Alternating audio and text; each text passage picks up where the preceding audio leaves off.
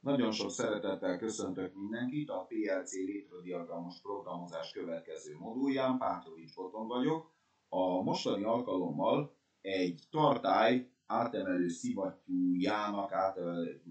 szivattyúinak a vezérlését fogjuk megvalósítani létradiagramos programozással. Először is nézzük meg, hogy mi a feladat. Tehát egy átemelő szivattyús tartályban van 3 darab szintérzékelőnk, ezeknek a nevei jeladó 1, jeladó 2, jeladó 3. Valamint tartalmaz 2 darab szivattyút, aminek az egyiknek a neve szivattyú 1, másiknak pedig szivattyú 2.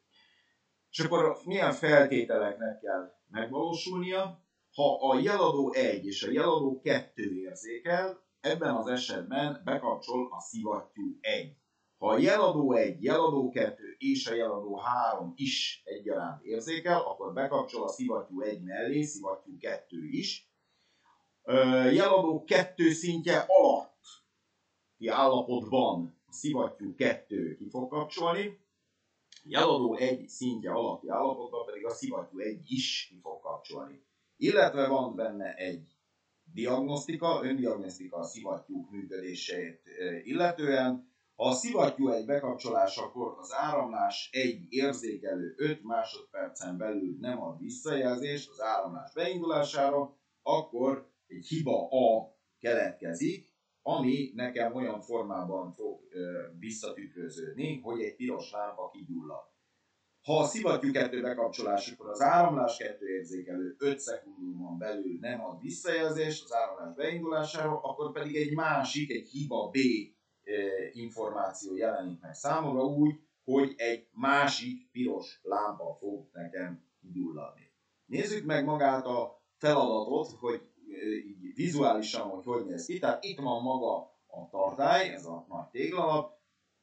és a jeladók egymás fölött, tehát jeladó 1, jeladó 2, jeladó 3, illetve a tartály két oldalán van a szivattyú 1, szivattyú 2. A szimbolikus ábrákat is, tehát amit a kapcsolásban elhelyeztem, azt is nézzük meg. Tehát a szivattyúkat egy 3/2-es alaphelyzetben zárt monostabil elektromos vezérlésű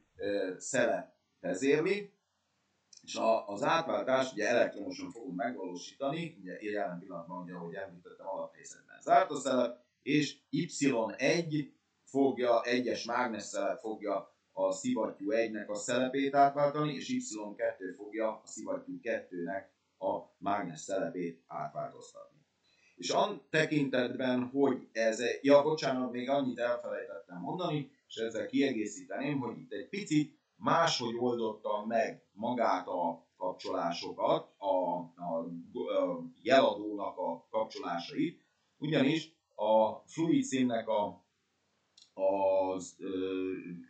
ladder ábrái között, ladder szimbólumai között nem lehet találni bistabil kapcsolást, és nem akartam tovább bonyolítani a kapcsolást öntartásokkal, ezért azt a megoldást választottam, hogy itt az elektromos alkatrészeknél, amiket itt láthatunk, ott lehet látni, ott ugye meg lehet találni ezt a monostabil, illetve a monostabil helyett a bistabil kapcsolót, tehát egy sima bistabil kétállású kapcsolót, és ezt helyeztem el az áramkörben, tehát a létradiagramos áramkörben elforgatva, és így ugye lehet látni, hogy ez a J1 alsóvonás, ez a J1-es relét fogja vezérelni, és mindaddig szolgáltat jelet, amíg én ezt ki nem kapcsolom. Tehát ugye bistabil állapotából adódóan ugyanez a helyzet a J2 alsóvonással, ami a J2-es relét fogja működtetni, illetve a J3-as alsóvonás, értelemszerűen J3-as jeladót fogja működtetni, mindaddig, amíg én ezt ki nem kapcsolom. Jó, és akkor nézzük most a megoldás részeket. Tehát ami itt a felsorolásban bent van, hogyha jeladó 1 és jeladó 2 érzékel, akkor a szivattyú 1 be fog kapcsolni. Itt ez tényleg való igaz megtörténik. J1 és J2 egyszerre érzékel. Működtetem az S alsóvonás 1 relé áramkörét, amely bekapcsol, és itt már ugye öntartással működik mindaddig, amíg a Ez ugye a feltétel, a másik feltétel, hogy a J1 szintje alá nem süllyed, és ez még itt megjelenik egy T1, de erről majd később beszélünk a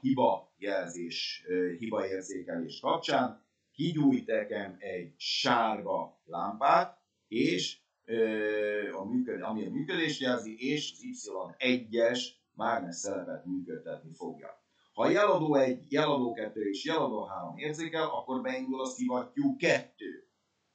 Ugye ez a 3 feltétel teljesül, ez a hasonlás 2 öntartással mindaddig, amíg nem süllyed a folyadék szintje jeladó 2 vagy jeladó 3 alá. Hát nyilván itt ugye értelemszerűen elég az egyiket betenni, de legyünk teljesek, hogy a jeladó 3 esetén is már ki kell kapcsolnia.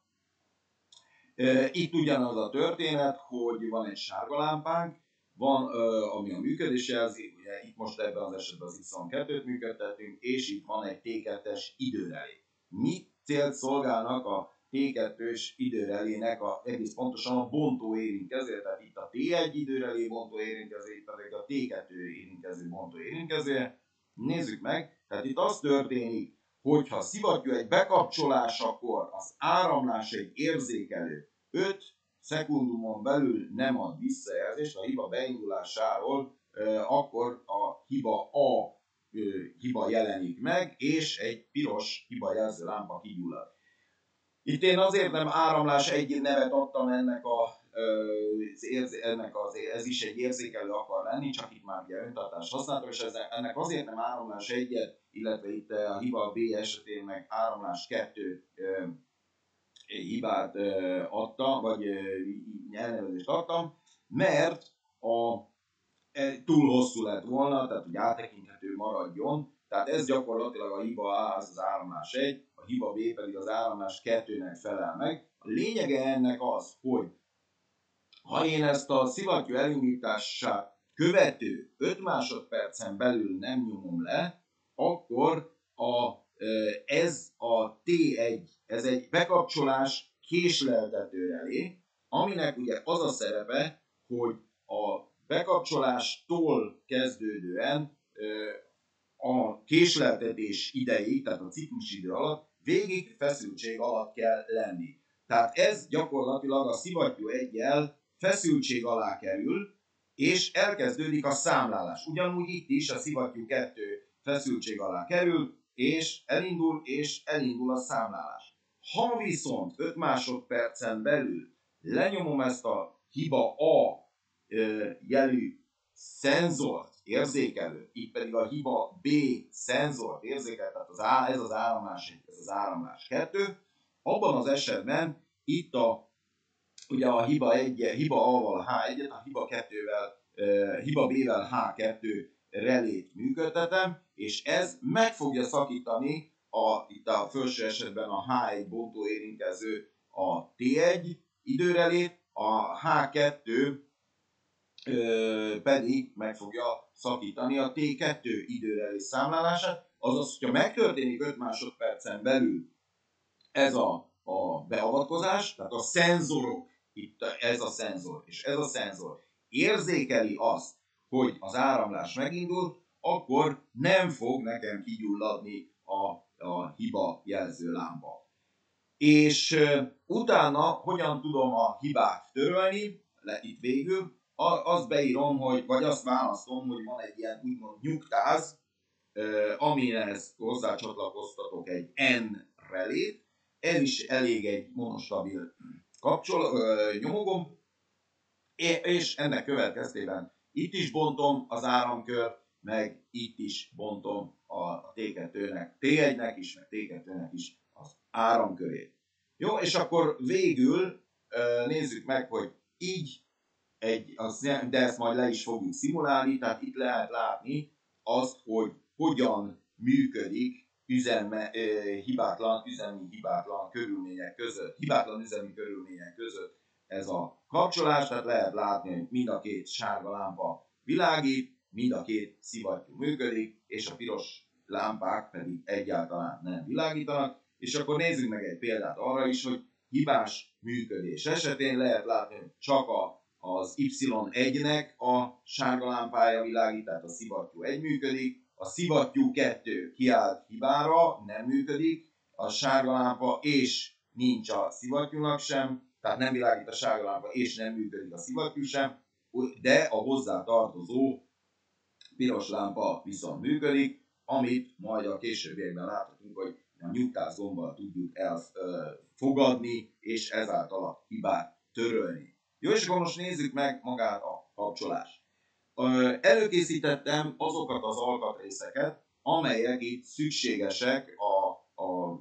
kapcsolás végrehajtásához, tehát hogy ezzel ne menjen az idő, miután említettem, hogy ez egy relatív, egy kicsit hosszabb kapcsolás, ezért csak azokkal a részekkel szeretnék foglalkozni, amelyek plusz beállítást igényelnek. És a másik, ami lényeges, hogy úgy próbáltam az alkatrészeket csoportosítani, itt ha végig megyünk, hogy feladat részenként. Tehát kezdeném azzal, hogy ami az alap, hogy fölvettem a pneumatikus végrehajtó elemek között látható, visszamegyek ide az ábrába, a alkatrész ábrákhoz, szimbolikus ábrákhoz, és itt választottam ezt is azért nézzük meg, tehát ide behúztam egy 3x2-es akármilyen szelepet, és ezt átkonfiguráltam, hogy nem manuális, hanem elektromos működtetés, és fölcímkéztem úgy, hogy Y1, illetve Y2, ez ki is törlöm most, hogy ne okozzon problémát, és a pneumatikus elemek közül, tehát itt a levegőellátó, illetve lehet, hogy úgy megcsinálom, hogy egyet így összerakok, és akkor utána fogom kitörölni, tehát így a levegőellátó egyrészt, utána pedig, mert az is egy kicsi magyarázatra szorul, hogy a végrehajtóknál itt az R motort választom, ezt így összekötöm, viszont hogy ne problémázzon a gép azzal, a program azzal, hogy itt van egy vezetékem szabadon, vagy egy csatlakozásom szabadon, ezért erre duplán rákattintok, és itt a terminátort beállítom erre a nyílra, és leokézom, és innentől kezdve már nincsen semmi probléma, megvalósítottam ugyanazt, amiket itt lehet látni Y1-nél és Y2-nél. Ez az egyik, ami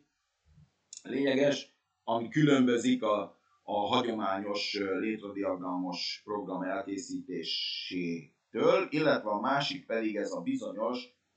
bistabil gombnak a beillesztése. Tehát ahogy említettem, itt ugye alul a Ladder Symbols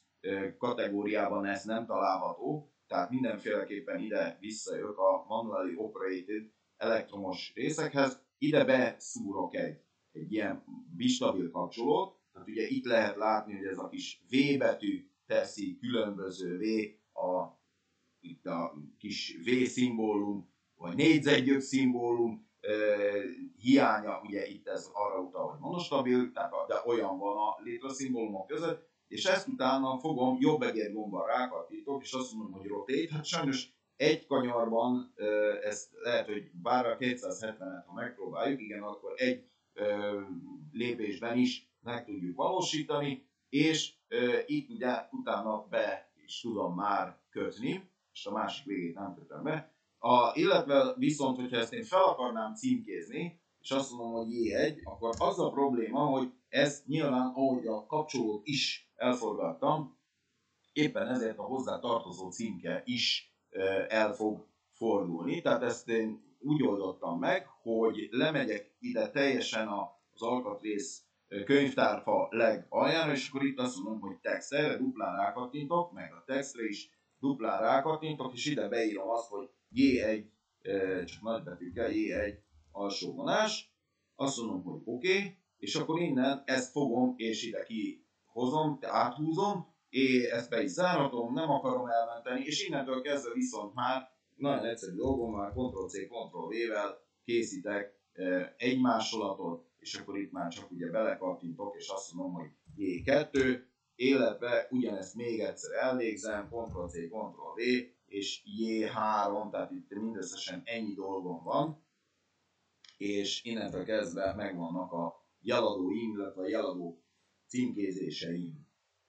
Jó, de ezt is kitörlöm, mert ezeket is már ugyanígy korábban elkészítettem, csak ma gondoltam, hogy ezt is megmutatom, hogy hogyan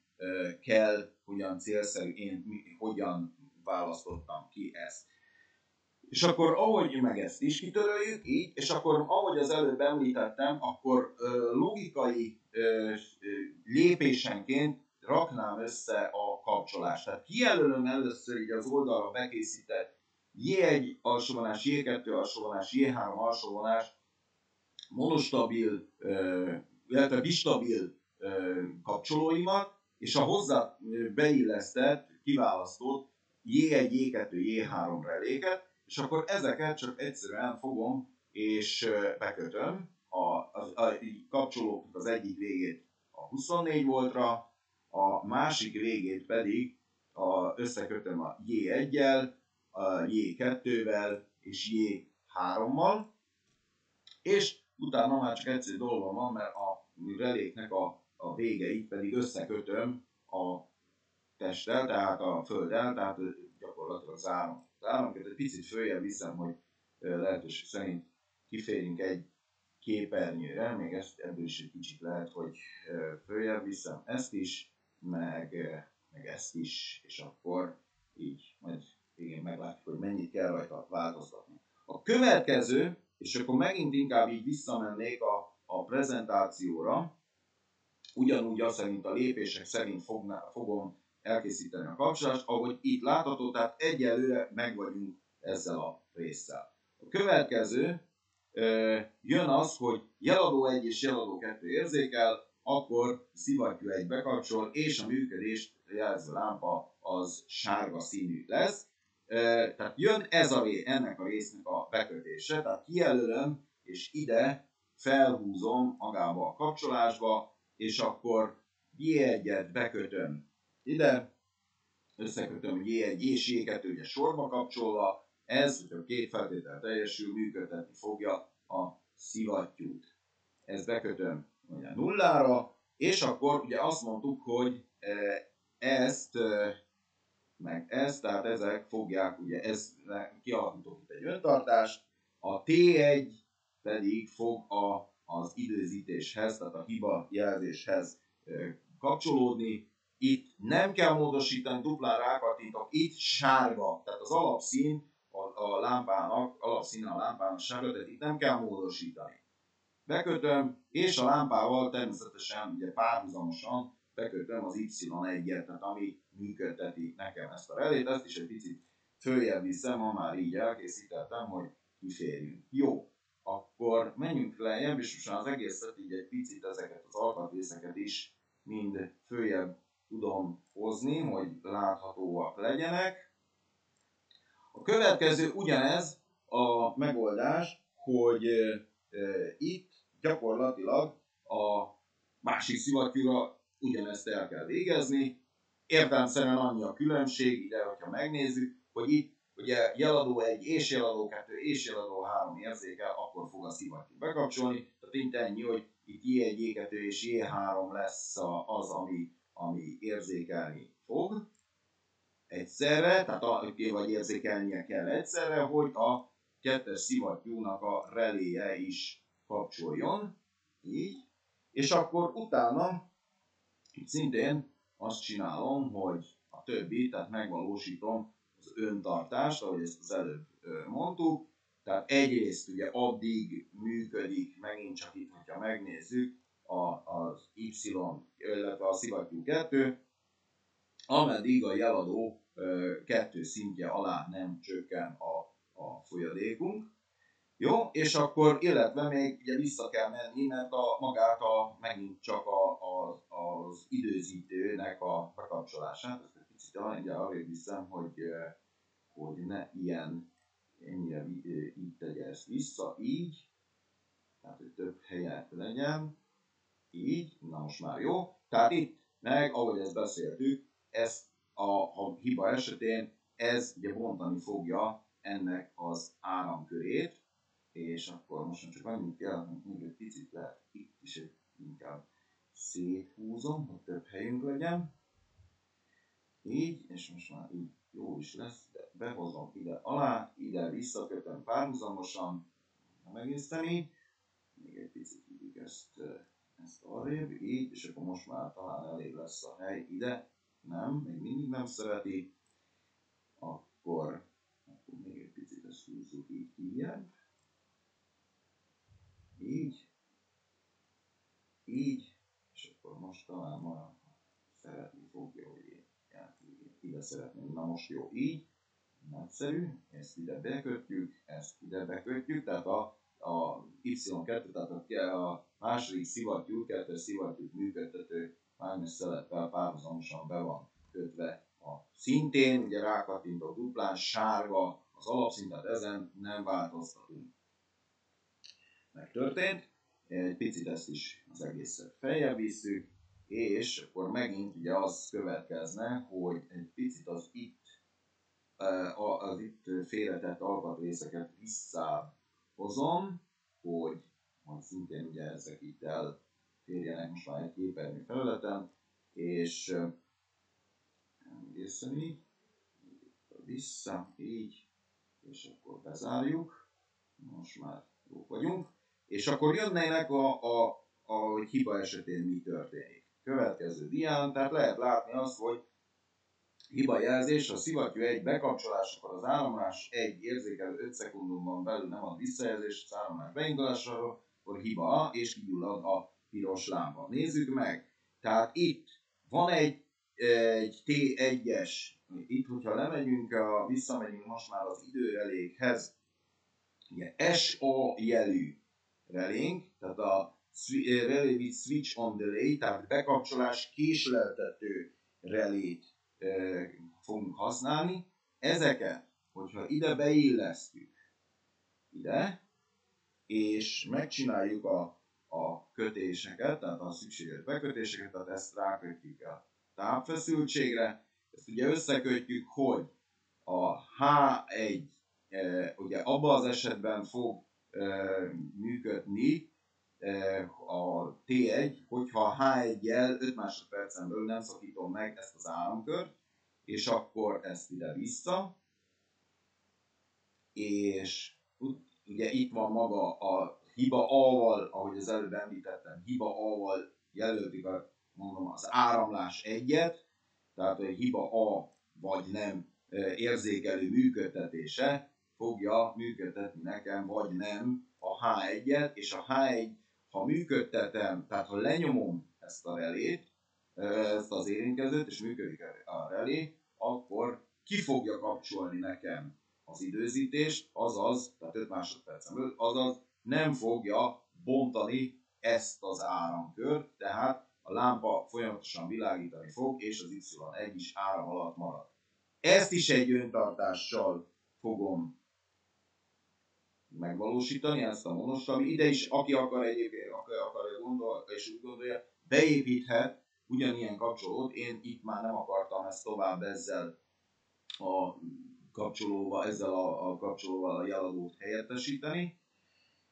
És akkor a következő pedig az, hogy mi alapján gyulladjon ki nekem a lámpám. Tehát ezt mondom, hogy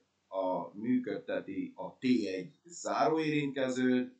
kapcsolja a piros lámpa áramkörét, mindaddig, amíg nem fogom a későbbiekben ezt nyugtázni, tehát hogy kiolvastam a hibát. Tehát itt ugye duplán rákattintok, itt én ugye már átállítottam, tehát itt alapvetően itt is sárga volt, de átállítottam pirosra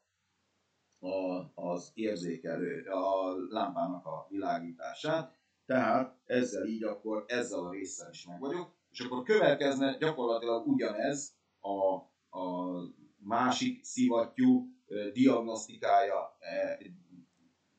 diagnosztikáját illetően. Tehát ha beindul a szivattyú 2-es, S alsóvonás 2-es relé, akkor ugye ennek a záróérintkezője zárni fogja ezt az áramkört, abban az esetben, hogyha a H2-es, tehát nem működtetem a H2-es, ugye ez N, ez lesz a nyugtázás, és akkor elkezd a T2-es szintén switch on delay, tehát bekapcsolás késleltetés végző relé, ugye ez lesz a T2, bekapcsol itt. Ha megint ugyanaz van, hogyha 5 másodpercen belül lenyomom ezt a gombot, akkor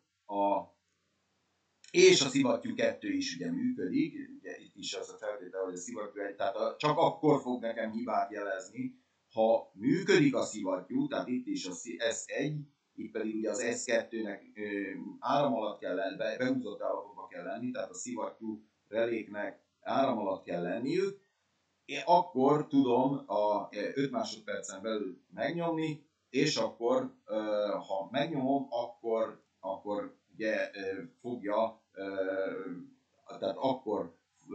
nem fogja, tehát ugye akkor ennek az áramkörét megszakítja, tehát a számláló nem fog a mérési ciklus, vagy a időrelé, és a számláló az időrelé nem fog a mérési ciklus alatt végig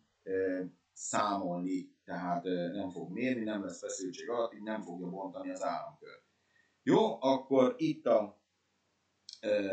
H2, ugye megint ugye itt az öntartást ide megvalósítjuk, tehát ez megint csak ugyanaz van, mint az előzőnél mondtam, itt elvileg ezt ki lehet váltani ugyanolyan instabil kapcsolóval, tehát itt a T2 pedig, ugye, hogyha teljesül a feltétel, és ugye ezt hagyjuk végigfutni, tehát feszültség alatt lesz, tehát nem nyomom le 5 másodpercen belül a hiba B, illetve mondom ez az áramlás 2-nek, vagy áramlás B-nek a szenzora, a szenzorát szimbolizálja, akkor kigyullad, itt megint dupla kattintás, már átállítottam pirosra, alapértelmezetén sárga volt, de átállítom megint pirosra, oké, és mindaddig pirosan fog világítani. Ez is, vagy a másik is, amíg ezt a nyugtáz relét, a nyugtáz gombbal nem fogom, vagy N relét a nyugtáz gombbal nem fogom kikapcsolni. És akkor most mindjárt ezt egy picit visszább, feljebb viszem, hogy, és akkor remélhetőleg jól dolgoztunk, jól gazdálkodtunk a helyen, akkor kiférünk, hát majdnem egy képernyő felületre, hogy ezt azért jól át lehessen tekinteni, mindjárt egy picit próbálok még rajta módosítani, hogy elférjünk, így talán már jó lesz, így nézzük meg, mindig nem az igazi, hol lehetne, lehet, hogy ezt csinálom, hogy kinagyítom így, és akkor így már majdnem, és akkor még itt egy picit megpróbálom még feljebb vinni így egy picit, ez most így jó, meg még ezt is egy picit, az egészet úgy, hogy van, feljebb viszem. Így most már teljesen jók vagyunk, és akkor most nézzük meg magát a működésünket, tehát láthatjuk, hogy alaphelyzetben vagyunk. Bekapcsoljuk a jeladó 1-et, még annyit, hogy akkor ezt egy picit, hogy ne legyen ennyire ennyi fedésben, tehát láthassuk, hogy ez a jeladó 1, ezt is egy picit följebb viszik, így most már tényleg teljesen jó. Na, akkor még egyszer indítsuk el a szimulációt. Jeladó 1, nem történik semmi. Jeladó 2-re láthatjuk, hogy bekapcsol a lámpa és a szivattyú, viszont miután nem nyomtam le a hiba A nyomógombot, ezért letelt az 5 másodperc, és kigyulladt a piros lámpa. Itt most nekem ezt nyugtáznom kell, nyugtázom, akkor visszakapcsol, és most, hogyha lenyomom a hiba A-t 5 másodpercen belül, tehát a szivattyú visszakapcsolása után, akkor most látható, hogy gyönyörűen megy a szivattyú. Lenyomom a hiba B, illetve bocsánat, először lenyomom a harmadikat is, itt is először inkább az legyen, hogy tegyünk bele hibát, tehát hogy 5 másodpercen belül nem nyomom le, látható, hogy ment mind a kettő, de miután nem nyomtam le, ezért itt is egyrészt zárt a T2-es áramkör, kigyulladt a piros lámpa, és megszakította a szivattyú 2-es áramkör, ettől még a szivattyú 1 természetesen megy. Ha nyugtázom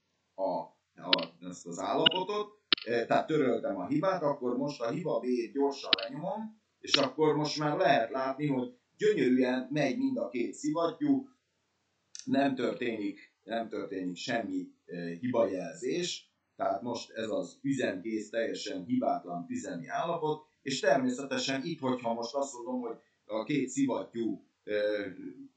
működése következtében csökken a tartályban a folyadékszint, akkor kikapcsolom mondjuk a J3-at, ezáltal kikapcsol a szivattyú 2-es, tovább csökken a szint, akkor pedig még ezt is kikapcsolom, akkor kikapcsol a szivattyú 1-es is, a szivattyú 1-es és a 2-es működése esetén, ugye akkor még működésben lesz, és gyorsan lenyomom a hiba át, hogy ne kerüljön bele hiba. Ebben az esetben gyönyörűen működni fog az 1-es szivattyú, jelzi a lámpa, és hogyha még most ennek ellenére is nő a folyadékszint, és lenyomom a 3-ost, akkor még egyszer gyorsan bekapcsol a másik szivattyú is, 5 másodpercen belül lenyomom a hibajelző,